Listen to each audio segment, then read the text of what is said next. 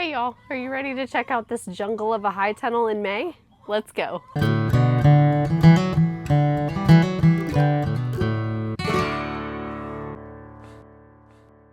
Hey friends, it's Kendall, your joyful farmer. I'm here again on our North Texas farm. It's a beautiful overcast day in May, and it's time to show you around the high tunnel again. This time it is a jungle. We're about a month and a half ahead of how we would normally be growing this year, just because we've been able to get started so much earlier here in this space. It's absolutely a jungle at this point. It kind of reminds me of the garden at the beginning of July, typically how it would be. So we're gonna walk around and check everything out, see how it's going, and I'm gonna talk a little bit about how I'm transitioning and thinking through succession planting and things that are going to be happening here soon. So like I said, the growth in here has been pretty insane. Over the past month, we've gotten a lot of food out of here already. So this has been such an interesting year. The first year for us growing in a high tunnel, getting started with our springtime growing a little bit earlier, and getting food earlier out of the high tunnel. It's also been interesting dealing with pests in the high tunnel. We do have insect netting that we installed, and everything's pretty well sealed up, but there are definitely insects that are getting to our plants. So what you're gonna see today is a lot of just honest what's happening in here. For me, summer has just started. I am a high school teacher, and so my school year just ended, and up until this point, I've been working on the garden just in the evenings, in my spare time, on the weekends, and now that summer's actually here, I'll actually have time to devote to spending making sure everything's kind of tamed out here, and I can transition things as plants start to peter out and stop producing. So we're gonna start up here in the front of this bed first, and I'm gonna kind of go backwards from the garden tours that you've seen in the past few months. So up here in the very front of this bed, there is an H19 little leaf cucumber that I've grown. The seeds came from Johnny's. I direct sowed them out here in late February, it seems like. But the cucumber plants are dwarf, so they're really compact, and I think there's probably 5 or 6 plants that are growing here, and they've still pretty much stayed in the same spot. I've let them ramble over the edge of the beds quite a bit, but they've produced quite a few cucumbers. I didn't know whether there would be enough pollinator activity in here for them to really produce well, but we've gotten several cucumbers off of them so far. Here's one of them. The cucumbers themselves don't get to be more than maybe 5 inches or so, and they have a little bit of a different flavor to them. They seem kind of, I don't know, almost more melony, I don't know, this year I've noticed more differences in flavor profiles of cucumbers. This one, as far as taste goes, is pretty good. This plant, though, being dwarf, would be an amazing plant for a container garden. So if you're thinking about growing cucumbers on a smaller scale, or if you're thinking about doing a succession planting of cucumbers, but you want your plants to not take over an entire space, this would be a really good option for you. I also have some nasturtium that's growing over here. I surprise planted it, and I had forgotten that I planted it. I think it was just an Alaska mixed nasturtium, but the leaves are variegated and just so pretty. They've been blooming a lot, and really I just planted them here because nasturtium is supposed to be a good cucumber companion plant, but I just love nasturtium. It's so pretty, and if you want to eat the flowers, you can. They kind of have a peppery flavor to them. You can put them in salads or things like that. But really, more than anything, the nasturtium was just for the beauty of it. I also have this purple orach that has absolutely gone crazy over here.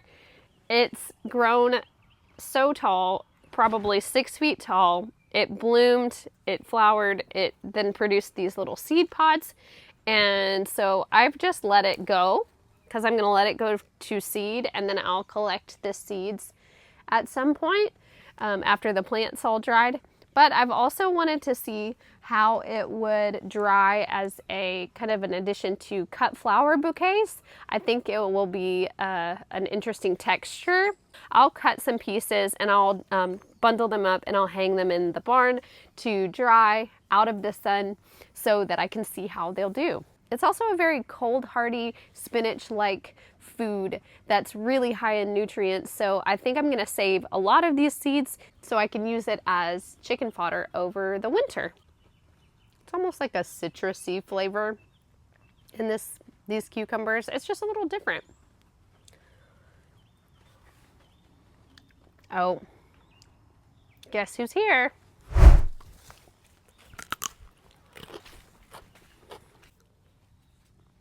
He always has to show up, I'm telling you. You want to say hi? Okay, let's take a look at the rest of the cucumbers. So the cucumbers that I have vertically trellised back here are two different varieties. There were the Gershwin and the Excelsior. The Gershwin, I've found that the plants are a little bit bushier. They're not just a straight shot up the trellises like the Excelsior are. And I've noticed a little bit of differences in the way that they produce cucumbers. It has been really hot in the high tunnel the past couple of weeks. The weather outside has been in the 90s. It's gotten up to as high as, I think, 93 a couple of the days. And what really heats up the high tunnel, even with the ventilation and the insect netting on the side, is the sun. So the sun shines through the clear plastic roof, and it really just builds the heat in here pretty quickly. So inside the high tunnel, it's gotten as hot as 115 degrees easily. So last weekend we put the shade cloth on the high tunnel, and that's really helped to keep the temperatures down. I had noticed all of the cucumber plant leaves getting kind of wimpy and droopy and starting to complain a little bit about the heat. I also noticed some inconsistency in the production of the cucumbers. There have been a lot of cucumbers that just got too hot and they just shriveled before they had a chance to produce. So that's kind of sad. But we've gotten so many cucumbers off of both of these plants. I mean, easily probably at least a couple of 5-gallon buckets full of cucumbers. And I've noticed a difference in the way that they respond to the heat. It seems like the Gershwin cucumbers, here's one of them, here's another one. The Gershwin cucumbers seem to get more bitter more quickly, and they seem to get a little bit more misshapen more easily as well. I tend to water out here twice a week. I'll water the whole thing and I'll water it pretty deeply, but as it's gotten warmer, I'm sure that they've been complaining of wanting more water. So I think I need to do a better job of getting here and probably watering the cucumbers 3 or 4 times a week, just to make sure that they're getting the adequate amount of water to produce more cucumbers. But at some point, cucumber plants do stop producing altogether. I have been trying to go in and make sure that I get the cucumbers before they, oh, here's one. Before they really mature and on the plant and start to turn yellow. So I've been doing a pretty good job of that with some help around here from my family as well. But you can see there's lots of clusters of cucumbers. There's still flowers that are being produced on all of the plants. So with the shade cloth on, I'm hoping that I'll get a few more rounds of cucumbers out of these guys. Lukey. Lukey. Okay, down here a little bit further are the Excelsior cucumber plants. I absolutely love this variety from Johnny's. It is a hybrid variety, and so it's parthenocarpic and gynoecious. So it produces all female flowers and produces without the need for pollination. So they've produced tons of cucumbers for us. The size is always pretty uniform and the shape is always pretty uniform. And the flavor doesn't seem to get bitter in the heat as easily as the Gershwin. But they're super good for pickling. We just did some fridge pickles with them the other day, or we just eat them fresh. They're really good. You may also notice that the leeks are missing down here. That's because my sweet mom came in and finished harvesting them for me. So now I've got to think about what I'm going to plant here next. I'm considering maybe doing sunflowers along this edge so that I can have some sunflowers that are protected from the cucumber beetles and grasshoppers that are about to plague us here in June and July. But I haven't 100% decided yet what I want to do here. I may do another succession of cucumbers as well. I may rip out maybe the Gershwin half and put some more Excelsior ones in, just so that I have more cucumbers into June and July. And here's a little guy. That is proof that the insect netting is not 100% insect proof. He's no more. Also, if you look at some of the cucumber leaves, there's going to be some insect damage and some yellowing of the lower leaves. That's typical.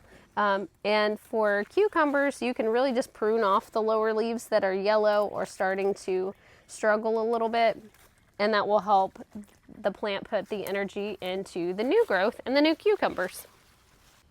Back here we've got some tomatoes. I'm growing this persimmon tomato this year that you can actually feel how the skin is a little bit fuzzy to it, and it's growing pretty well. I forgot, it looks like I neglected to prune it because it's actually got 2 lead stems, and I haven't been doing a good job of tying this one up, but it's doing okay, and I'm excited to see how those persimmons ripen so I can try them. And then I also have a few Thorburns terracotta plants back here, as well as some Black Beauty tomatoes. The Black Beauty tomatoes were a little bit overgrown when I planted them, and so they're doing okay, but they could definitely use a little bit of extra nutrition probably. They don't seem to like the heat very much either. Thorburns terracotta though, if you've never tried the Thorburns terracotta, it's got the most delicious flavor. It's a really, really good tomato, so it's one that you might want to try. It's the favorite of a lot of people I've come across. Back here there are, I think this one's a sun gold. So there's some sun gold cherry tomatoes. Sun golds are so delicious. The skin is pretty thin on sun golds, and they're just starting to ripen. They're really, really tasty, and they're a favorite of a lot of people. And I also have a couple of plants that are the blue gold berries, and you can see there's a little bit of purpling on the leaves, and you can see a little bit of purple on the shoulders, but those are supposed to be pretty tasty as well. They haven't ripened yet, so I don't know. Oh, and back here I have black cherry tomatoes. So black cherries are probably my favorite cherry tomato. I just love the flavor of them.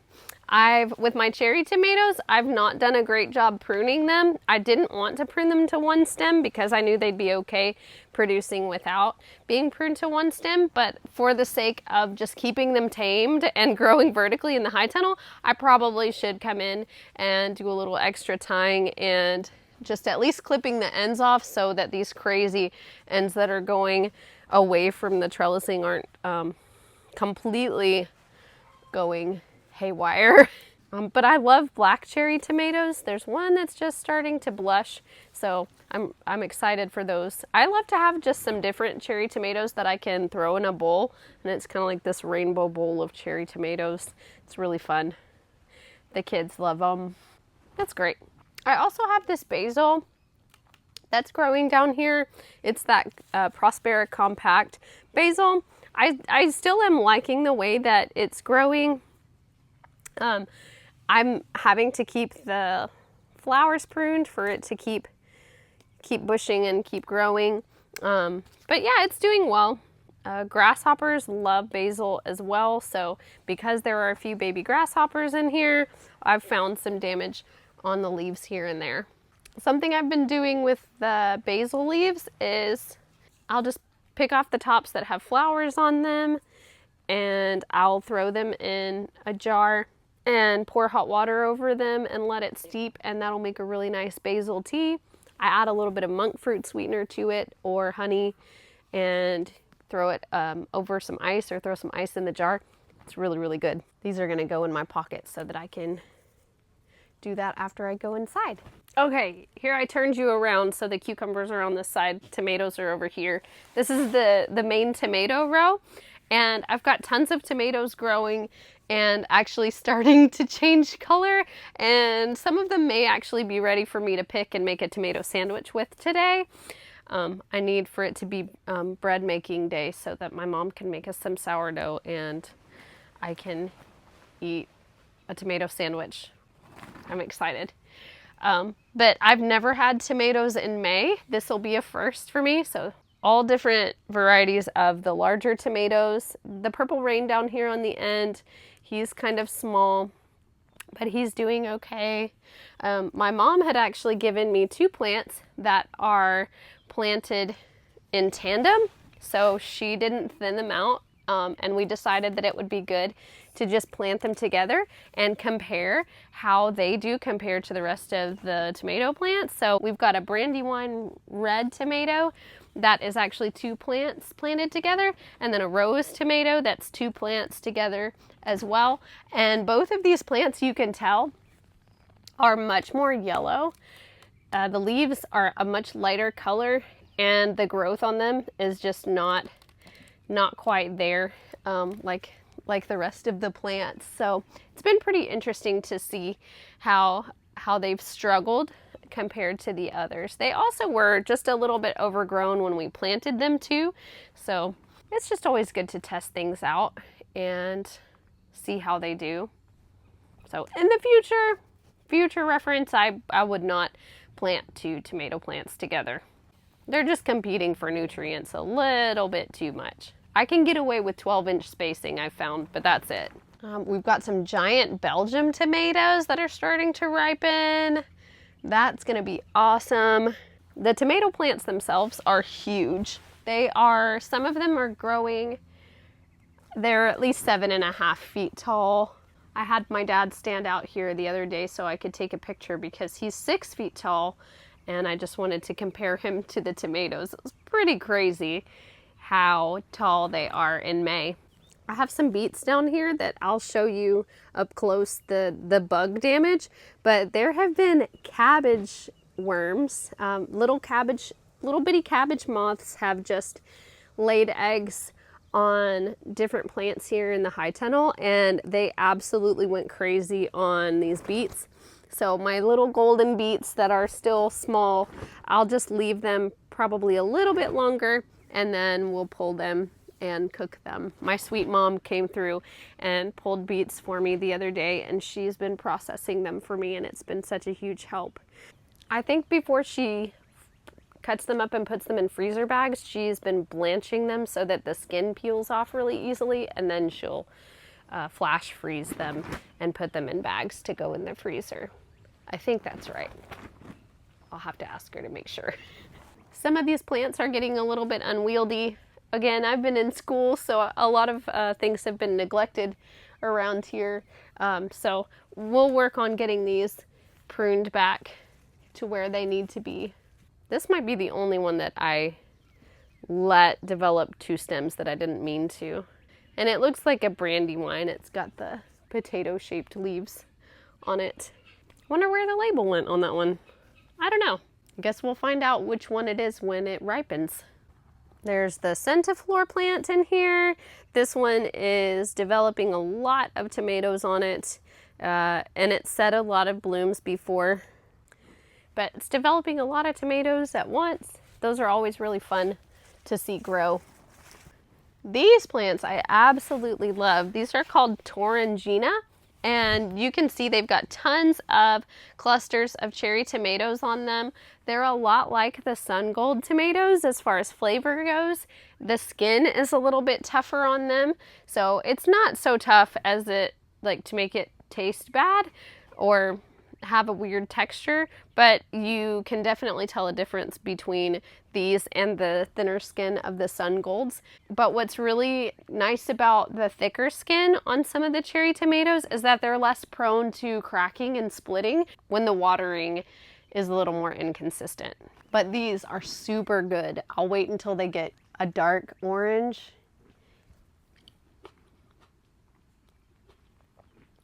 Yeah, good stuff. They are a hybrid plant, so they're bred to be super, super productive. And you can see with the foliage growing tons of leaves and then setting tons of fruit. They're just super productive plants. Okay, so you can't really see them, but I'll put some video on the screen of how tall these plants are. But these are my champion plants right here. These are the Dr. Weish's, I think is what it actually is. Dr. Weish's tomatoes, and they are so tall. They're easily 7 feet tall at this point, and they're producing lots of tomatoes. I've got a few that are really good size, and they're looking really good. There's also the hillbilly tomato that I think that one's starting to blush, but it looks to be kind of a yellow-orange tomato as well. We'll see how that one, I've never grown that one before, so we'll see. But the hillbilly tomato is really tall up there as well. You can really see how the heat has started to get to these plants. So with the soil being up into the 90s at this point, it's gotten as high as 90 degrees for the soil temperature, not the air temperature, but the soil. And so when the roots of the plants get really hot, that's when the plants start to freak out and drop their blossoms. So you can see that some of the failure to set, and these little brown, they just get crispy and fall off. So you can see there was a week or two where the plants were definitely just straight up dropping their blossoms. But you can also tell at the top of the plants where after we put the shade cloth up, you can really tell that they're starting to develop blossoms again, and it looks like they're not dropping them. They're not getting crispy and just falling off. So hopefully we'll have some more tomatoes that are set before the real heat of the summer kicks in. In our area, it can easily get up to 110 degrees in the summer, and it'll regularly get into the triple digits Fahrenheit. So super hot around here, but we won't think about that. It's only supposed to be 90 degrees today. So back here we have some Harvest Moon tomatoes. These are supposed to mimic the flavor of heirloom tomatoes, but there's some hybrids from Johnny's, and they look really good so far. I've got one that's a pretty good size on it, and it's blushing, so I'll actually, I think that one's ready to pick. That might be my first tomato sandwich of the year. But it's kind of funny because I have this one plant that I accidentally topped. I don't know if y'all saw that in a past garden tour, but it was completely topped and it did not develop any more growth. It had set some fruit. So basically it's got one big leaf that's been struggling and struggling to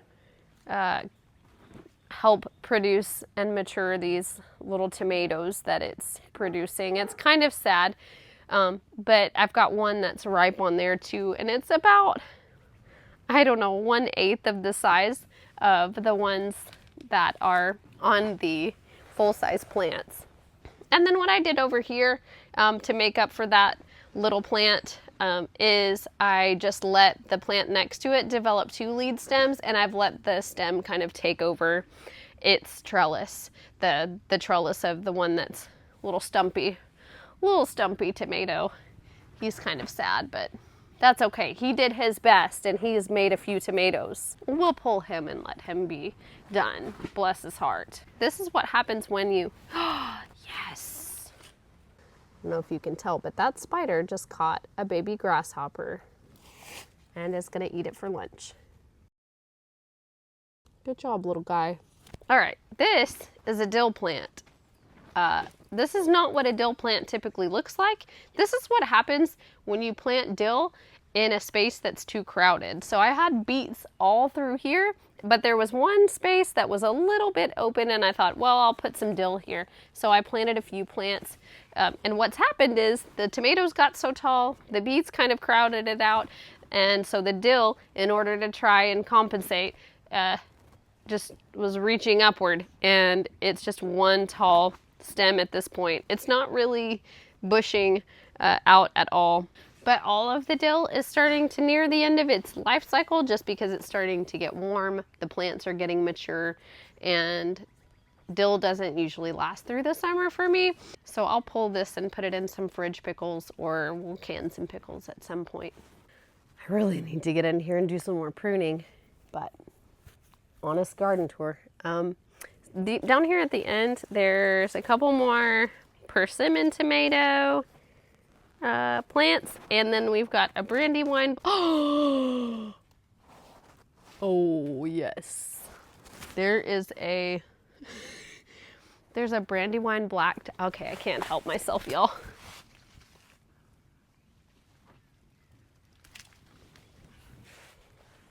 Look at that guy. Oh my goodness, this is a brandywine black tomato. I cannot wait for this. I should stop this right now and go inside and eat it, but I won't. I'm so excited. So that's the first big tomato I've picked this season. He's a modest size, but he'll do just fine. The black tomatoes tend to have a more umami flavor to them. They're just really, really rich and complex. Sorry, there's mosquitoes in here too. But yeah, so excited for that. That guy just looks amazing. And then down here on the end, I've got the Moscovich tomatoes, which is an heirloom that's supposed to be actually a cold tolerant tomato. I didn't really test out how cold tolerant this tomato was, but what I will do, there's a really nice size red one that's actually ready to be picked. I see tomato sandwiches in my future. But what I will try is I will take some suckers from these, and I'll do a round of fall tomatoes in here, and I'll see just how long they'll grow into the winter. So we'll do a little testing on this in the fall into the winter and see just how cold it can get before the plants freeze and the foliage collapses and dies. And right here on the very end, you can tell, sadly, the cabbage worms have gotten my kale. I need to get out here with the BT and spray them. And I also want to try, ooh, they're trying to make more cabbage moths. At this point, you can see them, and you can see them kind of cocooning themselves in. I guess that's what you call it. But you can see them kind of wrapping themselves and getting ready to move on to the next stage in their life cycle. So I definitely need to do something about this. I may just pull all the leaves that have damage. In fact, that's probably what I'll do. I'll probably just pull all the damaged leaves that have the worms on them, and I'll toss them out, and I'll let the plant kind of keep going. And the basil looks so sad too. I think the basil damage is mostly from grasshoppers, maybe some cabbage worms. But yeah, it is what it is.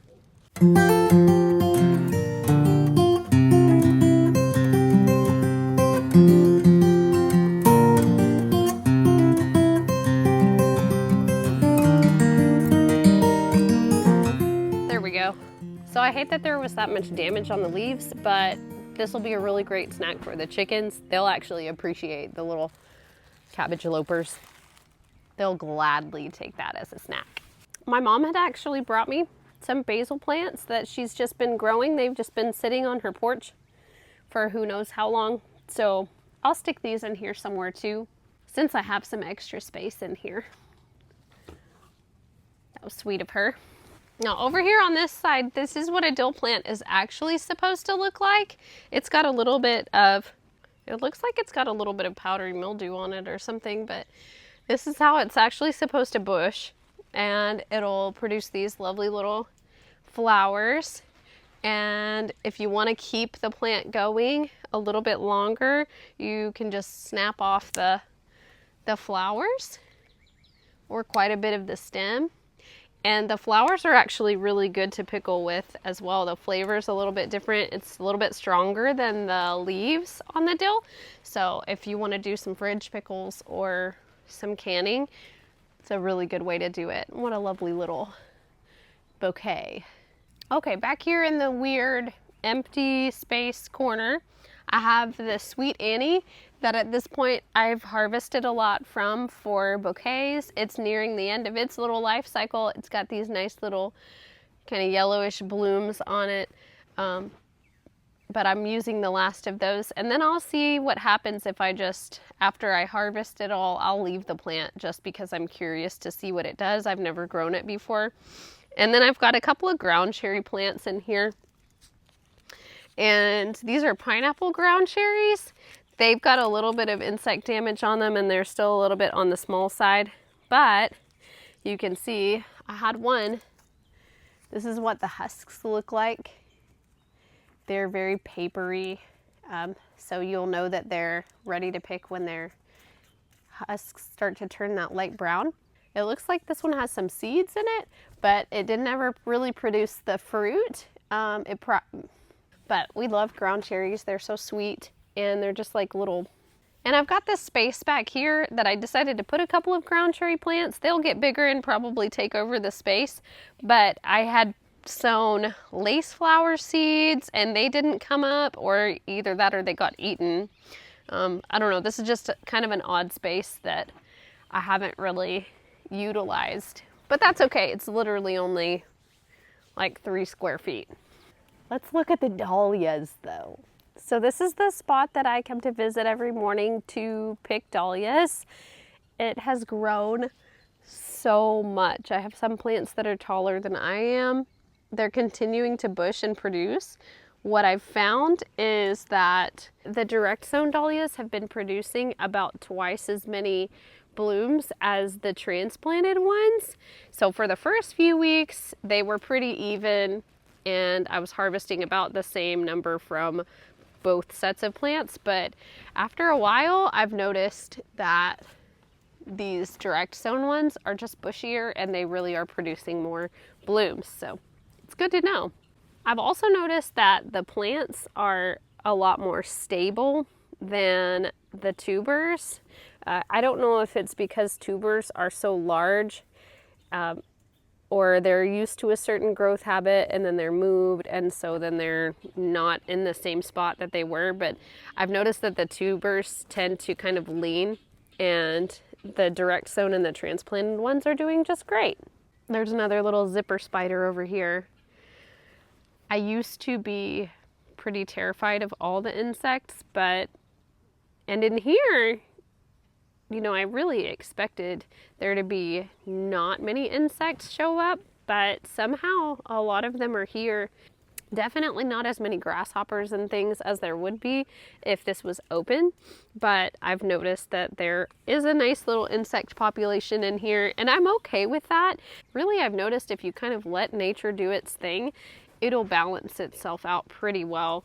Sometimes I think it is helpful to use methods to help manage the pests that you've got going on, but it's really just a matter of observing, kind of figuring out what's there, and trying to find the best solutions that you're comfortable with. I'm going to have a video coming out pretty soon with my favorite ways of managing certain pests in the garden, so you can look out for that. But one of my favorite ways of managing certain pest populations is these spiders. So I love them very much. I don't want to touch them, but I will look at them and I will thank them for their job well done. But yeah, the dahlias are gorgeous. And it's so inexpensive to grow them from seed. I know you can get into the dahlia tubers that are really expensive, you know, and pay $20 or $30 a piece for a plant. But growing dahlias from seed is really fun because it's always kind of a mystery what you're gonna get. I've had some really gorgeous blooms. You've got some singles, but also these doubles that are really pretty. And you can always save the tubers of the ones that you want to continue to grow year after year. You can take cuttings to propagate dahlias. You can save the seeds from certain plants if you put a little organza bag over them and make sure that they don't cross-pollinate with other dahlias, you can save some seeds that way as well. So I'm sure I'll be doing lots of that. There's some really pretty blooms. There's not a ton of dahlias out here right now just because I got done harvesting a whole bunch and making a bunch of arrangements over the past couple of days, but they're so gorgeous. Also on this side of the tomato jungle, there are these green beans, these bush beans. I have gotten so many beans off of these plants. These are the provider bush beans. And so I think the front 2/3 have been picked again recently. And they look like they're just about done. I may give them another week or two just to see if they'll produce another flush of blooms. What I probably will do is I'll take out maybe half of the plants and I'll go ahead and start another round. I'll just direct sow some more of these same seeds so that I'll get another flush of beans later on. But I will probably save a bunch of seeds from these just because these have been incredible producers of green beans. And down here toward the end, there is some spider mite damage. So I can show you up close what spider mites look like. They have really taken over this little section of plants. Another grasshopper. Ugh. But these spider mites have really taken over these few plants. So I'll probably pull these and just get rid of them. They've even started on these. You can just kind of see the yellowing on the plants and how it's spreading. They're traveling from one plant to another. When they've attacked one plant all that they can, they move on to the one next to it. So it's very much a progression. I guess I could get some neem oil out here too for the plants that are nearby that are still going. But at this point, these plants are just kind of old, so I have no problem pulling them and replacing them. Oh, and then back here, you can see some snapdragons. These are starting to bloom. I think it's a mix of kind of lighter colors. I'll have to look it up, but I didn't put any netting over these, so some of them have gotten a little bit sad and fallen over, especially when I've watered by hand, but that's okay. There's not a lot of wind resistance in here either. They're doing okay. In the future, I would definitely remember to put some support netting over them. But the colors are really pretty. Like this guy, he was leaned over, so he's reaching toward the sun, and they get a little bent that way, but he's still pretty. Back here in this corner, we've got some eucalyptus doing really well. It smells amazing. I've never grown eucalyptus before, so this is new to me. This is the one that was a little slower to get going, the baby blue bouquet eucalyptus, but starting to develop some little side shoots, and hopefully by fall I'll have some really nice big plants to use some of the foliage. And hopefully they'll overwinter in here as well. I'll just mulch them well, and then hopefully they'll come back in the spring next year and they'll get really big. I'll probably have to thin them out at some point. I think they're about 9 inches apart, and some of them are a little bit close to the walls, but they're doing well. Back here are the pepper plants, and they're doing really well. They've set a lot of pods already. We've got finally some blooms developing on some of my dad's super hots that he's been waiting on. So hopefully he'll have some nice peppers that set. Oh, there's some blooms on his orange long-tailed scorpion, so he'll be excited to hear about that. And then my little Jimmy Nardello plants back there are doing well. They have quite a few peppers on them, and I'm just waiting for them to turn red so that I can use them in some cooking. Those are super good. They have a super sweet flavor. And then the cilantro is absolutely crazy at this point. It's all set blooms, and some of them are developing seed pods. So cilantro actually is coriander. So to get coriander seeds, you just let cilantro flower and mature and do its thing. But I probably will harvest a lot of coriander seeds because there's a lot of cilantro just kind of growing in the walkway. I can't even walk back here without stepping on cilantro. But it's pretty and it smells nice. Back here in this corner is the eucalyptus. This is the silver dollar eucalyptus. I can see now why you would want to let the eucalyptus grow before harvesting a lot from it, because it looks like there's lots of little nodes on the side of the main stem that are developing more stems. So that's really cool to see. I've never grown eucalyptus, so I started the eucalyptus from seed in November. So just to give you a timeline there, this is about 6 months old at this point. Very slow growing plant, but really pretty. Back here are my floret zinnias. They are really pretty. I've loved the pastel colors.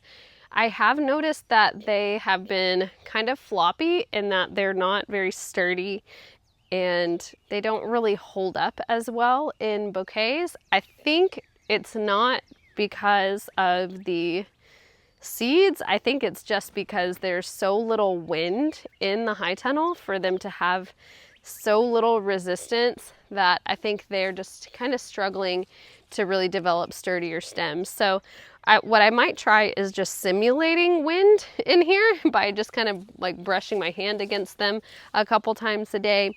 We've also considered putting an exhaust fan in here or something just to get the air moving and get some of the hot air out of here. It's been a learning curve in the high tunnel for sure. Trying to figure out what works in here and how to troubleshoot certain things. And then my floret dahlias are up here too. Another grasshopper. My floret dahlias are up here as well. They have been so pretty. There's a lot of very delicate kind of single flowers. They've got some pretty colors and they're just very different and unique, and it's cool that I was able to grow them from seeds. So there may be certain plants of these that I want to continue to grow from year to year, and in that case I'll save those seeds. I lost a couple of my floret dahlia plants, I think because Luke was in here and I think he kind of sat on a couple of them when they were a little bit smaller and a little bit weaker.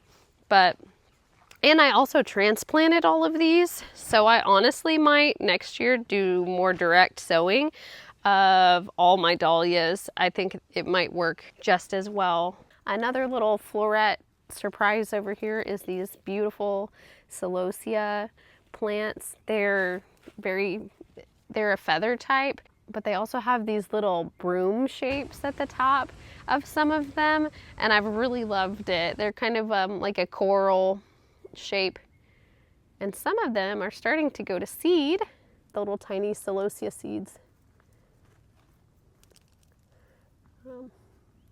Starting to develop.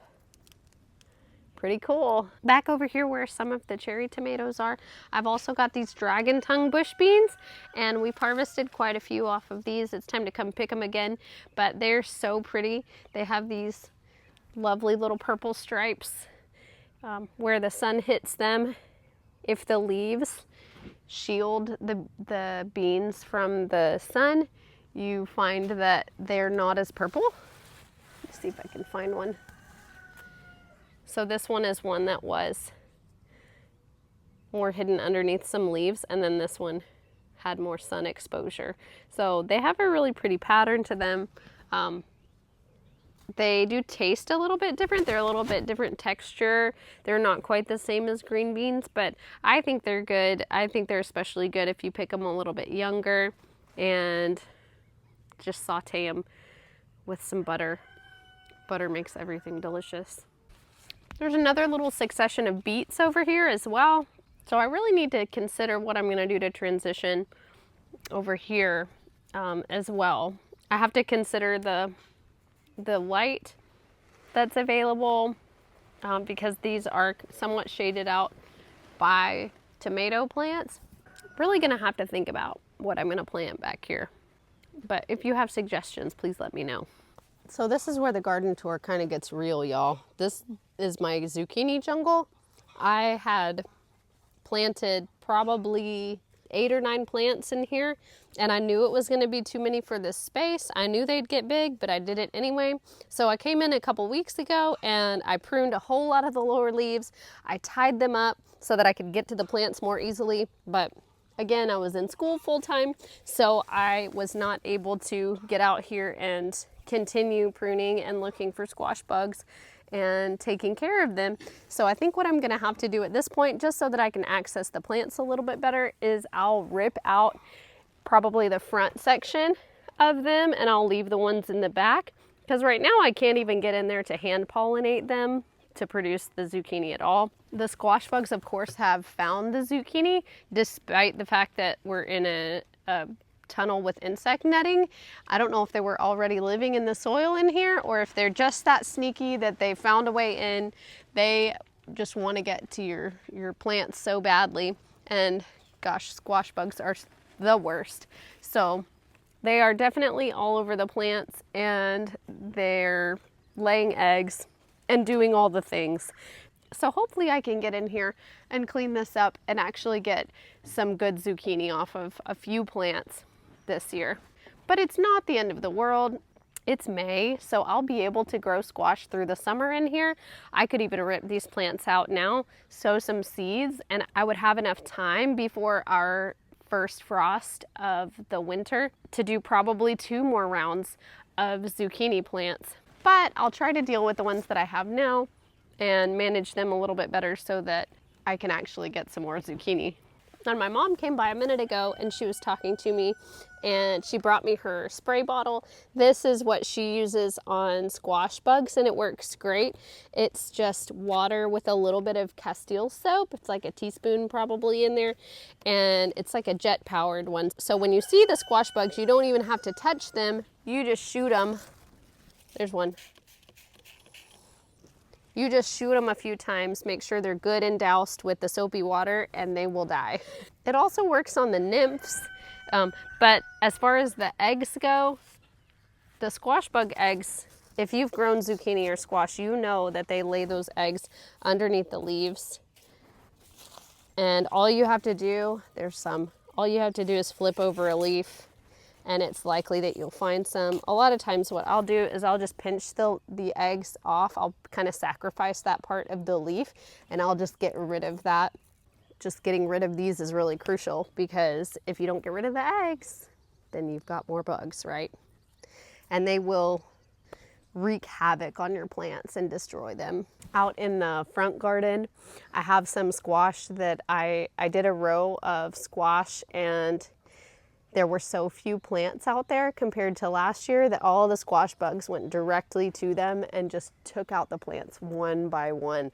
I think I have 1 plant out there from when I started with maybe 12. So they're pretty brutal. And then up here in front of the zucchini, I've got some scallop squash, and it is doing okay, except for the fact that we've had quite a bit of rain, and not all of the squash was pollinated. So what I've found is that I've got these little fuzzy rotten fruits and flowers that I really need to come in here and clean them up so that it doesn't spread disease to the rest of the plant, because right now it's kind of making the plant sick, and I would really like it to stay alive. So I'll get in there and clean that up here pretty soon. Squash can just be one of those things that's just harder to grow if you grow somewhere that there's a lot of pest pressure. And this kale, I also need to spray some BT on. There's definitely some cabbage lopers on those leaves as well, but not as bad as the other plant that we saw earlier. Up here in the front, I have my dahlia tubers, and I have some status that I planted in some of the gaps where some of the tubers didn't come up. Or the main stalks of the plants have kind of laid over at this point, but I'm okay with that because they're actually, the blooms are still shooting up and growing okay that way. But hindsight, I really wish I had put some stakes out here to help support them. But that's okay. So right now in the high tunnel, it is 90 degrees. It's not as hot as it normally would be out here, so it's been kind of nice to be out here in the shade. So it's been kind of nice to be out here on an overcast day where it's not 110 in here. It gets to be pretty brutal. But with the shade cloth, that's also helped a whole lot too. The soil temperature right now is almost 80 degrees. So it's getting up there as far as warm soil, but for now, that'll work just fine. But 80-degree soil is not too bad, and it does have a chance to cool off a little bit more at night. What are you doing, Nuke?